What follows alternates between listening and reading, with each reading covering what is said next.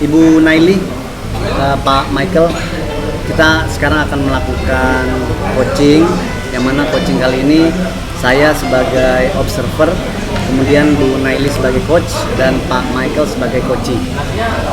Baik Bu Naili, saya awali dulu ya.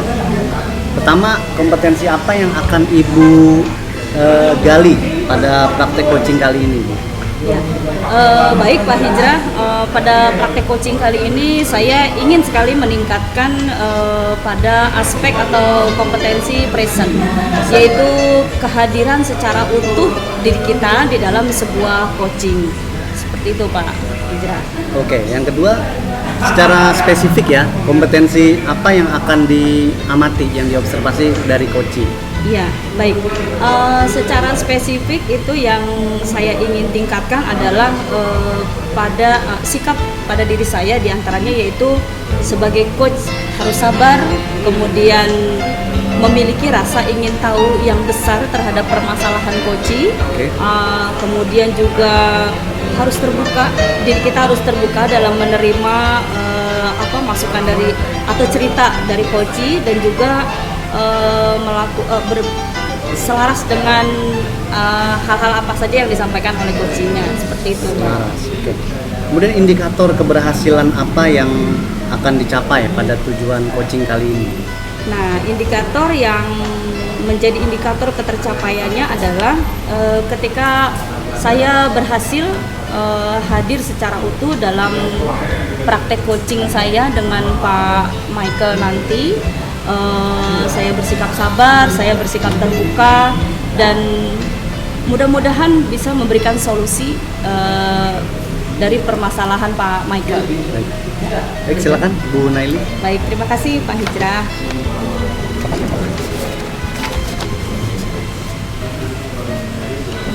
Ya, Pak Michael, ketemu lagi kita ya, Pak Michael ya. Selamat siang. Siang Bu Naili. Halo Pak Michael. Sehat Pak Michael? Sehat Bu. Sehat. Ibu bagaimana? Saya juga sehat. Sehat, Bu, ya. Alhamdulillah. Pak Michael luar biasa nih ya. Pokoknya happy terus kelihatan nih dari wajahnya. Harus happy terus ya, Bu. Iya, betul. Baik, Pak Michael, kita akan mulai sesi pertemuan kita. Pertemuan kali ini saya awali dengan kita membahas tujuan ya Pak Michael ya. Tujuan dari pertemuan ini. Jadi apa rencananya Pak Michael dari pertemuan kita ini? Mungkin Pak Michael bisa jelaskan kepada saya rencana dari pertemuan. Iya, Bu Nai. Jadi saya ingin sekali ngobrol dengan Bu Nai karena saya pikir dengan ngobrol dengan Bu Nai mungkin saya mendapatkan solusi-solusi dari permasalahan saya. Karena saya sedang memiliki persoalan sebetulnya Bu Nai. Jadi di tempat saya bertugas itu saya mendapatkan tugas tambahan yang menurut saya lumayan banyak dibandingkan dengan tugas utama saya sebagai guru ya. Jadi bagaimana saya dapat membagi waktu saya dan tugas tambahan maupun tugas wajib saya semuanya bisa tercover seperti itu Bu. Baik ya, jadi tujuannya dari obrolan kita hari ini adalah bagaimana caranya Pak Michael bisa membagi waktu ya. Betul. Membagi waktu antara tugas tambahan dengan tugas pokok. Iya Bu. Nah, kita sudah dapatkan tujuan kita. Mudah-mudahan kita akan mencapai nih ya Pak Michael ya, mendapatkan solusi. Ukuran keberhasilannya kira-kira apa nih yang diharapkan oleh Pak Michael?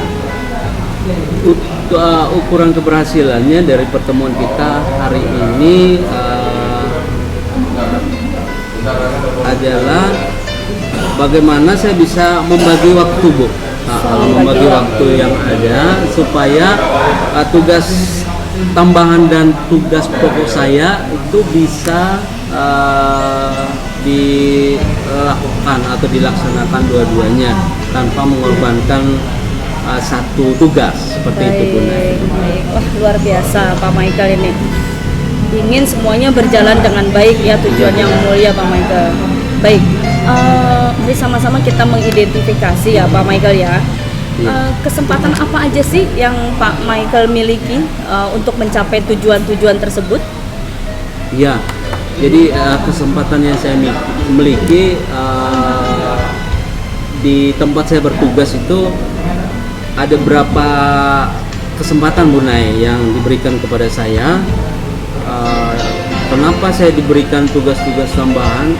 Mungkin ini atasan saya atau manajemen sekolah melihat ada sesuatu di dalam diri saya seperti itu ya, yang bisa diandalkan seperti itu Bu Nay. Jadi kesempatan banyak sekali sebetulnya Bu Nay bagi saya untuk mencapai tujuan ini gitu ya. Saya bisa membagi waktu, kemudian saya punya rekan-rekan kerja juga Bu Nay gitu ya. Jadi saya pengen sih supaya ini tugas ini walaupun atas nama saya gitu ya, tetapi tanpa saya harus bekerja keras, mungkin saya bisa tugas ini bisa berjalan bisa gitu tetap ya. berjalan. Tetap berjalan. Baik-baik ya. Jadi kesempatannya ada beberapa nih Pak Michael ya. Jadi kompetensi Pak Michael sendiri itu bisa diandalkan sebagai sosok yang bisa diandalkan. Betul, kemudian yang kedua ada rekan-rekan kerja yang memang sudah solid ya, sudah kompak. Baik Pak Michael. Nah, jika melihat dari kesempatan yang tadi sudah disampaikan oleh Pak Michael, kalau misalnya kita hitung pakai skala, ada di skala berapa sih Pak Michael, posisi Pak Michael nih dalam mencapai tujuan tersebut? Iya, jadi selain tadi saya bisa diandalkan, kemudian saya juga punya rekan-rekan yang mendukung, lalu saya juga orangnya bertanggung jawab benar gitu ya, bertanggung jawab dan dapat dipercaya seperti itu ya. Makanya atasan saya atau manajemen di tempat saya bekerja itu mempercayakan banyak hal kepada saya gitu ya. Jadi jika dinilai gitu, diberi skala dari skala 1 sampai ke 10, saya pikir mungkin saya 8 gitu. 8 ya Pak Michael, wah luar biasa ya. Pak Michael, tinggal 2 lagi berarti. 2 lagi Bu Nay. Iya, tinggal 2 lagi. Karena memang saya lihat di sini kesempatan yang dimiliki sudah cukup banyak.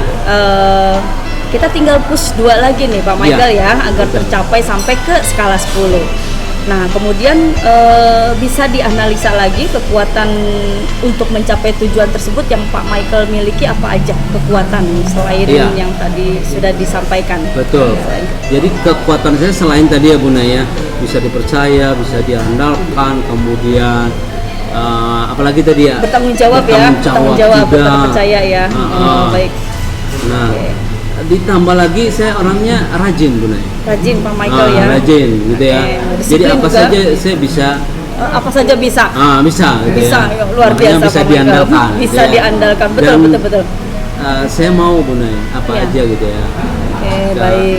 Itu modal yang luar gitu biasa. Ya. Itu kan modal sebenarnya, mau nggak dia gitu ya. Ada orang yang dia mampu tapi dia nggak mau. Iya, ya kan? Iya betul sekali ada Pak kemauan dulu ya Pak Hijrah ya, ada kemauan gitu ya. Jangan malas lah. Jangan gitu. malas. Itu dia. Itu kuncinya ya Pak Michael. Baik.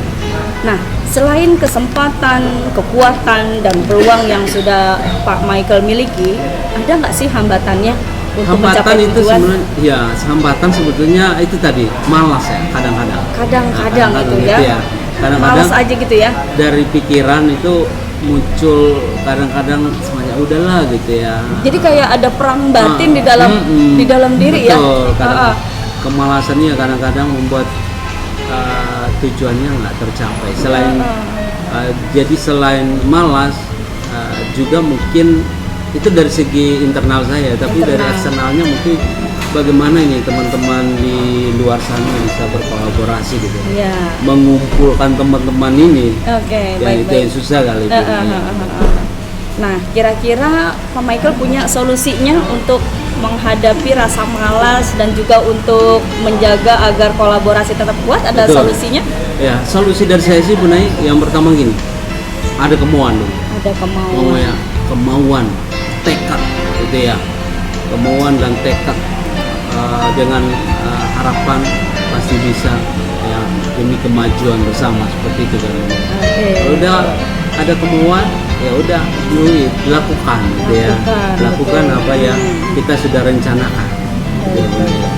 Kadang-kadang ada rencana, kita udah buat perencanaan tapi pelaksanaannya nggak ada Bun ya. Pelaksanaan nggak ada. Pak Ijra ya, seperti itu ya. Oke.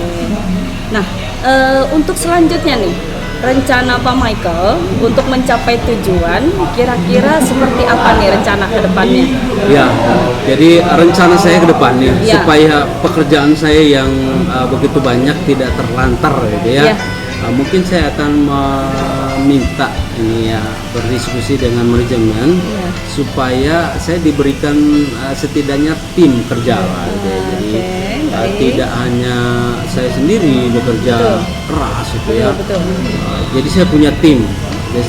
Jadi saya sebagai ininya lah penggeraknya gitu ya, tim yang bekerja sama-sama gitu ya Bu Naya. Baik, iya, Sehingga ini dua-duanya baik itu tugas pokok saya juga berjalan, tugas tambahan saya juga berjalan gitu ya. dengan baik. Jadi harus ada Oke. satu tim lah seperti Ada itu. satu tim ya. Baik. Prioritasnya nih, rencana aksi yang menjadi prioritas Pak Michael setelah ini kira-kira apa dulu prioritasnya? Prioritasnya yang pertama itu tadi saya akan datang ke manajemen Ya. sekolah gitu ya, Baik. minta izin, Mm-mm. Bu, saya mau minta bantuan untuk setidaknya saya berikanlah tim yang bisa Oke. orang-orang yang bisa bekerja sama dengan saya untuk mengerjakan ini karena Iya, saya pikir baik. saya nggak bisa sendiri gitu ya Bu Naya. Nah, setelah Pak Michael nanti mengajukan ke manajemen tentang kebutuhan sebuah tim untuk kesuksesan gitu, kira-kira ukuran keberhasilan yang akan dicapai oleh Pak Michael dengan tim tersebut apa sih? Nah, ukuran keberhasilan dari tim ini adalah intinya sih tugas tambahan saya dan tugas pokoknya tidak terlantar gitu, dua-duanya berjalan dengan baik. seperti Berjalan itu ya. dengan baik. Iya. Dan tim yang ada juga berfungsi, bukan hanya di SK aja gitu Iya. ya, ada tim, tapi tim ini bisa berjalan bersama-sama. Bisa gitu berjalan ya. bersama-sama. Berkolaborasi. Baik, ya. Baik Pak Michael, kita selanjutnya tadi sudah kita bicarakan dari awal tentang tujuan, kemudian juga sampai ke rencana aksi. Nah, saya juga ingin tahu nih kira-kira komitmen apa yang akan dibuat oleh Pak Michael untuk menjaga agar tujuan yang ingin Pak Michael capai itu bisa bisa berjalan dengan baik. Komitmen apa yang akan dilakukan Pak Michael? Jadi yang pertama komitmen saya adalah saya punya tekad berhasil dulu ya. Kalau yang lain bisa, kenapa saya nggak bisa? Gitu ya. Baik. Dan saya yakin juga saya bisa bersama tim saya. Seperti ya Pak Ijra ya. Iya. Ada yang bisa membantu Pak Michael untuk menjaga komitmen untuk senantiasa ada. Yang bisa membantu saya itu kita punya tim Bu Naya. Iya. Gitu. Itu tadi tim penggerak sekolah namanya. Jadi, Iya. di tempat saya itu ada berapa CGP juga. Ada beberapa Tapi CGP. memang belum ikut pendidikan. Iya. Tapi kami sudah punya komitmen untuk untuk menggerakkan komunitas di sini kita dulu deh, dimulai Iya. dari kita dulu gitu ya. Jadi saling mengingatkan lah gitu ya. Itu ya. Saling membantu. Ya. Jadi itu. Ya, mudah-mudahan dengan komitmen ini juga ada teman-teman yang saling mengingatkan tujuan Pak Michael tercapai ya, untuk bisa membagi waktu dengan baik antara tugas tambahan dan tugas pokok. Iya. Dua-duanya berjalan beriringan dengan sukses Pak Michael. Amin. Gitu ya Pak Michael. Bagaimana perasaan Pak Michael setelah mengikuti setelah kita melakukan pembicaraan seperti ini? Perasaan saya sepertinya lega, Bu. Ya. Jadi saya sudah bisa menemukan kerangka berpikir saya. Oke. Oh ya, saya Iya. akan melakukan ini ke depan Baik. seperti itu, Bu. Dan saya senang sekali bisa ngobrol sama Bu Naya. Alhamdulillah, ya sama-sama Pak Michael. Mudah-mudahan Pak Michael sukses terus dengan segala kesempatan dan juga kompetensi yang Pak Michael miliki. Saya yakin Pak Michael bisa mencapai tujuan dengan baik. Oke, terima kasih Pak Michael. Iya, Bu. Nanti kita ada kapan-kapan kita ngobrol lagi Pak Michael ya. Terima kasih. Baik, terima kasih. Selamat siang Pak Michael. Selamat siang Ibu. Ya, selamat siang Pak Ijra. Selamat siang. Pas nggak waktunya? Terus. Baik, terima kasih Ibu Naili dan Bapak Michael setelah tuntasnya dilakukan proses coaching yang barusan saya amati ya. Ini ada beberapa poin yang perlu saya sampaikan. Ketika dilakukan observasi, ketika dilakukan coaching tadi oleh Ibu Naili kepada coachingnya Pak Michael, itu saya lihat adanya apresiasi atas jawaban-jawaban yang dilontarkan oleh coach tadi. Kemudian juga bagaimana coach Bu Naili menggali SWOT, strength, weakness, opportunity, threaten, tadi kekuatannya coach yang dimiliki apa, kesempatannya apa, terus hambatannya apa, itu saya lihat semua unsur itu digali dengan baik oleh coach ya, oleh Ibu Naili.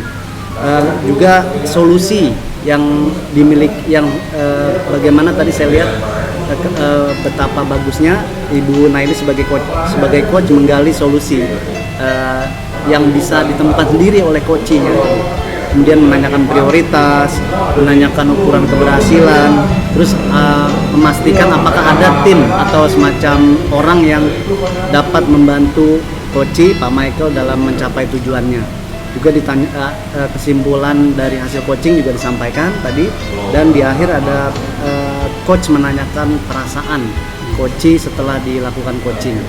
Saya kira itu sudah baik ya. Dan tadi ada satu poin yang ada satu istilah yang sempat coach sampaikan, ya ini perang batin. Nah itu perang batin ketika coach menyampaikan jawabannya, ketika beliau mengatakan ada kelelahan katanya. Nah berarti ada perang batin ya. Jadi coach di sini bisa menangkap jawaban tersirat yang nggak dilontarkan, tapi bisa ditangkap oleh kecakapan coach dalam coaching. Saya kira itu baik sekali ya. Terima kasih. Ini observernya. Ya, terima kasih atas proses coaching Ibu Naili. Iya. Silakan. Udah, terima kasih Pak Michael. Terima kasih, Pak. Hijrah, terima kasih. Ya, sama-sama. Selamat siang Pak Michael, Pak Hijrah. Siang Ibu. Ya, kita akan melakukan praktek coaching ya. Sebelum kita mulai praktek coaching ini, saya akan jelaskan dulu bahwa kita akan melakukan pra supervisi, kemudian observasi, dan kemudian juga ada pasca percakapan. Di sini saya sebagai observator, Pak Michael sebagai coach, dan Pak Hijrah sebagai coach. Pada pra supervisi ini saya akan bertanya kepada Pak Michael yang berperan sebagai coach. Yang pertama yaitu kompetensi apa yang akan dikembangkan pada praktek coaching ini oleh Pak Michael? Ya, terima kasih Bu Nay. Jadi dalam praktek coaching ini kompetensi yang ingin saya tingkatkan adalah bagaimana mendengarkan secara aktif. Seperti itu Bu Nay.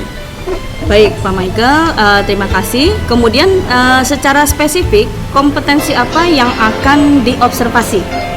Secara spesifik kompetensi yang akan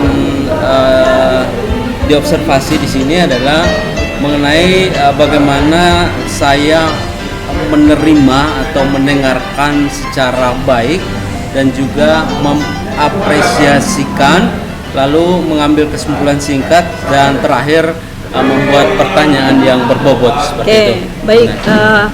Sekarang indikator keberhasilannya nih Pak Michael, dari praktek coaching ini indikator keberhasilannya yang ingin dicapai apa kira-kira? Indikator keberhasilan di sini ketika saya dapat mempraktekkan coaching dengan baik, mendengarkan dengan baik, ya, lalu memberikan apresiasi dan mengambil kesimpulan singkat, dan terakhir membuat pertanyaan yang berbobot. Baik. Kalau gitu kita akan mulai ya Pak Michael, Pak Hijrah, silahkan untuk praktek coaching ini dilaksanakan oleh Pak Michael sebagai coach dan Pak Hijrah sebagai coach. Baik, terima kasih Bu Nay. Ya. Oke, selamat siang Pak Hijrah. Selamat siang Pak. Apa kabar Pak? Sehat Pak. Sehat ya, luar biasa. Kabarnya gimana? Sehat?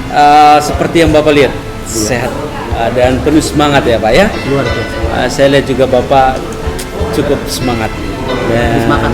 Habis makan ya. Ya baik Pak Hijrah. Kira-kira ini apa sih rencana pertemuan kita hari ini Pak Hijrah? Kemudian apa tujuan dari pertemuan kita ini Pak Hijrah? Ya. Baik Pak Michael, terima kasih. Sebenarnya ini momen buat saya, kalau ditanyakan tujuan ya, saya ingin mendapatkan solusi dari masalah yang saya temui di pembelajaran di sekolah, di kelas yang saya ampu, yakni murid-murid saya hampir 70%, katakanlah begitu ya Pak. Iya. Nilainya di bawah KKM. Kalau KKM sekolah saya kan 65. Jadi hampir 70% anak-anak yang saya didik, murid-murid saya itu di bawah KKM. Itu. Tadi Bapak katakan bahwa ingin menemukan solusi. Solusi seperti apa yang Bapak inginkan? Ya tentunya karena kaitannya dengan akademis ya, nilai gitu yang di bawah KKM. Itu saya ingin anak-anak, ya kalau kemarin 70%, ini di bulan depan atau di waktu mendatang nih, dalam waktu dekat bisa paling tidak 50%, separuhnya di atas KKM. Nggak muluk-muluk sih Pak. Yang kalau bisa ada peningkatan dari segi akademis menurut saya. Baik Pak. Jadi Bapak ingin supaya menemukan solusi bagaimana meningkatkan kompetensi daripada anak-anak didik Bapak ya, Iya, yang dimana ada sebagian siswa yang di bawah KKM gitu ya. Bagaimana supaya siswa ini setidaknya mencapai KKM atau lebih dari KKM, seperti itu kan ya Pak ya. Baik Pak Hijrah.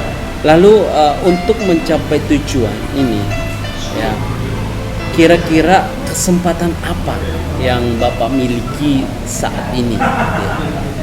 Kalau ditanyakan kesempatan, saya punya waktu ya saya kira sama seperti guru-guru lain. Selain mengajar, saya juga diamanahkan untuk mengasuh 2 ekskul, Paskibra sama Pramuka. Memang agak berat juga beban di sekolah tuh, tapi karena ini saya punya kewajiban mengajar, saya sebagai guru kelas 5, maka kesempatan yang saya punya ya waktu pembelajaran dari pagi itu setengah 7 ya sampai jam 12.30. Nah itu momen durasi selama itu inginnya saya maksimalkan untuk peningkatan akademis murid-murid. Begitu kesempatan waktu. Baik, itu bagus sekali Pak Hijrah. Jadi jika tadi Bapak ingin menemukan solusi, lalu Bapak sebenarnya punya kesempatan untuk membuat atau kesempatan untuk mencapai tujuan solusi dari Bapak ini, Bapak punya waktu-waktu khusus, waktu luang ya untuk bersama-sama dengan anak-anak Bapak seperti itu ya. Betul. Oke, baik. Kira-kira nih Pak Hijrah, kalau jika diberi skala, kira-kira dari skala 1 sampai skala 10, di mana nih Bapak, di skala berapa Bapak sekarang ini gitu ya dalam mencapai tujuan Bapak? Skala saya mungkin 60-70 Pak. 70 katakanlah begitu. 70 ya. Berarti kira-kira 30 lagi untuk mencapai tujuan dari Bapak ya, gitu Poin ya. tertinggi 10. Poin tertinggi 10 ya. Dari poin tertinggi itu. Oke, baik. Kemudian Pak Hijrah, tentunya Bapak juga memiliki kekuatan-kekuatan ya, atau kelebihan-kelebihan yang bisa mencapai tujuan Bapak. Jadi itu kan punya kelebihan itu Bapak gunakan untuk mencapai tujuan, untuk menemukan tujuan dari Bapak ya, dari apa namanya yang Bapak inginkan seperti itu ya. Nah, kira-kira apa kekuatan yang Bapak miliki sekarang ini untuk mencapai tujuan yang ada? Kekuatan saya adalah salah satu dari CGP. Saya punya komunitas belajar yang hebat-hebat Pak, dimana di komunitas itu kita bisa berbagi apapun mengenai pembelajaran, meskipun levelnya berbeda-beda. Saya misalnya dari SD, di komunitas saya ada SMP, SMA, SMK gitu. Nah dari sana saya bisa bertanya banyak bagaimana meningkatkan kompetensi anak di bidang khusus akademik nih. Itu juga saya sendiri, saya juga menguasai pelajaran karena di kelas 5 saya udah 3 tahun. Jadi secara materi saya sudah menguasai materi pembelajaran yang saya ampu. satu lagi saya supel Pak, sama anak-anak tuh supel. Anak-anak nggak merasa saya guru yang mengerikan gitu, bukan guru killer. Saya biasa ngobrol sama anak di waktu istirahat, bahkan saya ikutin maunya anak-anak belajar bagaimana. Kemarin misalnya saya pakai teknik stop yang baru saya pelajari, itu anak-anak antusias sekali, minta lagi. Tapi anehnya, meski saya udah ngikuti kemauan anak, kok masih 70% angkanya di bawah KKM. Yang salah di mana gitu? Oh, iya. Jadi Bapak punya kekuatan itu, Bapak punya komunitas CGP ya. Kemudian Bapak juga memiliki sifat yang supel, jadi bisa bergaul ya, sama anak-anak, dekat sama anak-anak, jadi bukan guru yang ditakuti gitu ya. Nah, itu merupakan kekuatan yang bagus dan luar biasa ini ya Pak ya. Nah, kira-kira peluang apa nih yang bisa diambil atau yang bisa dilakukan oleh Bapak untuk mencapai tujuan dari Bapak?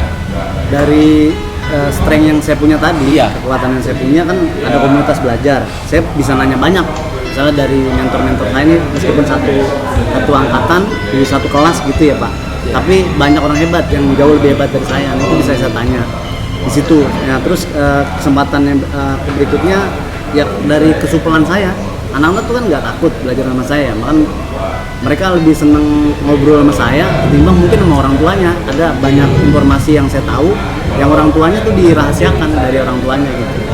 Itu kepribadian yang supel yang saya yakin mendukung, yang bisa saya perdalam. Mengapa sih anak-anak kok jadi begini nilainya gitu? Apa materi terlalu susah atau kalian mungkin udah senang dengan gadget, karena hampir setiap siswa saya punya handphone. Iya. Meskipun saya pakai di pembelajaran, saya pakai aplikasi digital belajar yang pakai handphone, paling cuma 2-3 anak yang nggak punya itu Pak, meskipun level SD itu. Iya, baik. Selain Bapak punya kekuatan, kemudian punya peluang juga, nah, tentunya pasti ada tantangan atau rintangan ya Pak ya, untuk sehingga mungkin tujuan Bapak tidak tercapai. Nah, kira-kira ada nggak hambatan atau tantangan? Hambatannya kayak sepertinya motivasi Pak, motivasi internal dari anak. Karena secara pembelajaran tadi saya katakan, saya mengikuti maunya anak belajar bagaimana. Yang saya pelajari di pendidikan guru penggerak, saya amalkan, saya terapkan meskipun masih level kelas, belum ke sekolah gitu ya, belum diseminasikan. Nah, apa yang saya dapat saya praktekkan di kelas saya, tapi kok anak-anak ya mungkin berubah dalam perilaku. Kalau segi karakter mungkin udah ada perubahan yang bisa dilihat. Mereka lebih terbuka, kolaborasinya udah bagus gitu kan. Tapi untuk akademis ya masih datar-datar aja. Gitu Pak.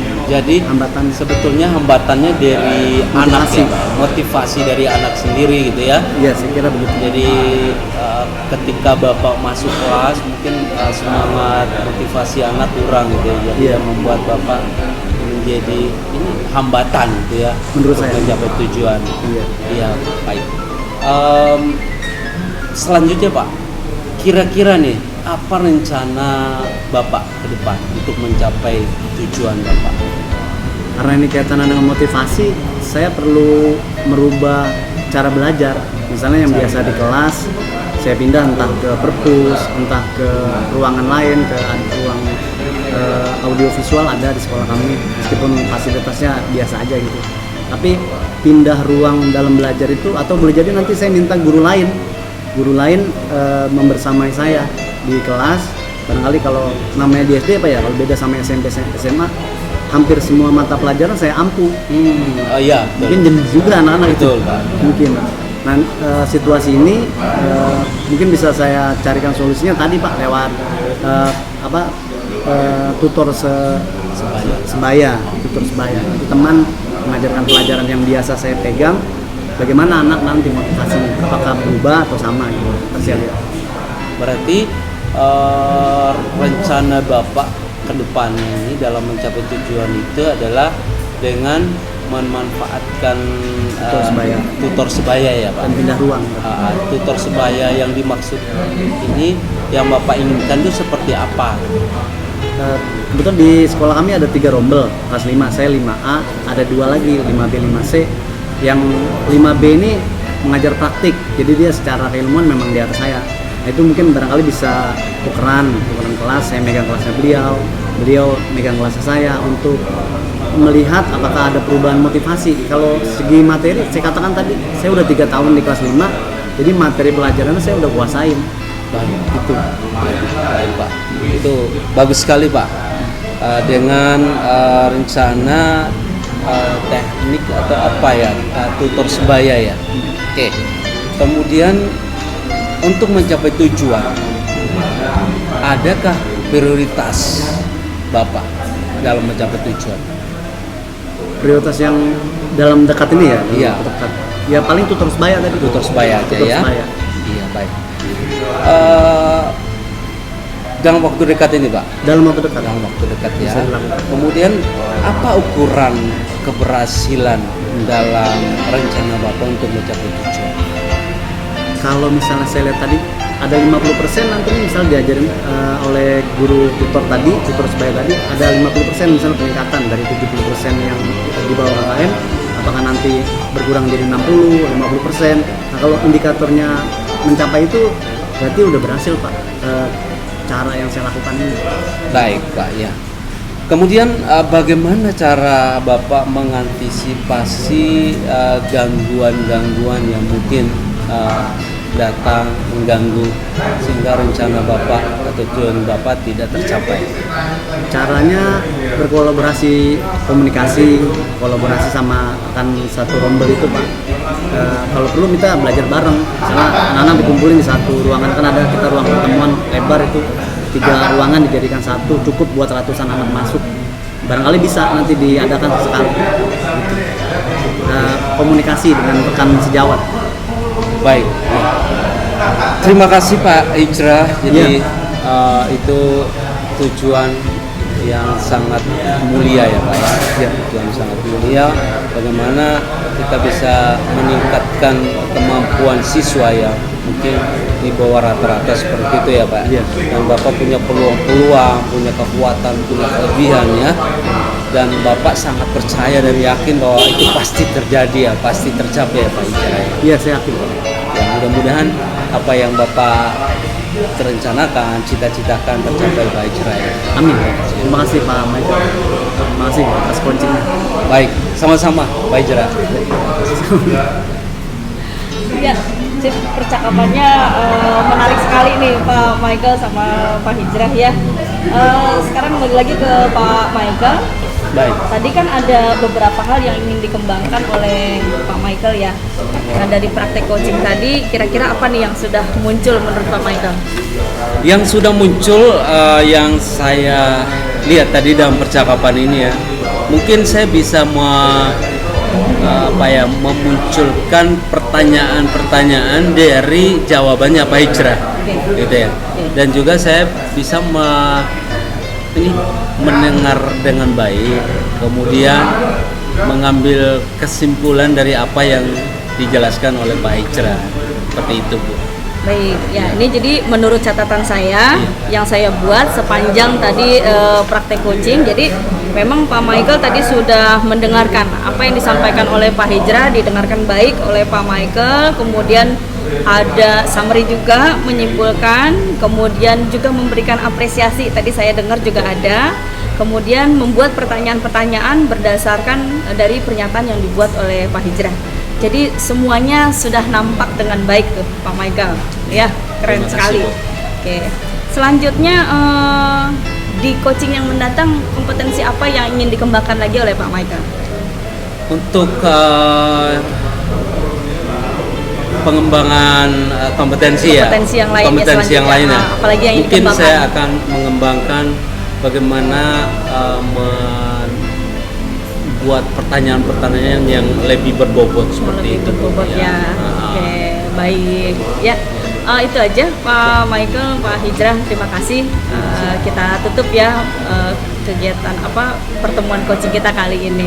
Selamat siang. Iya, selamat siang. Terima kasih Bu Nay. Terima kasih.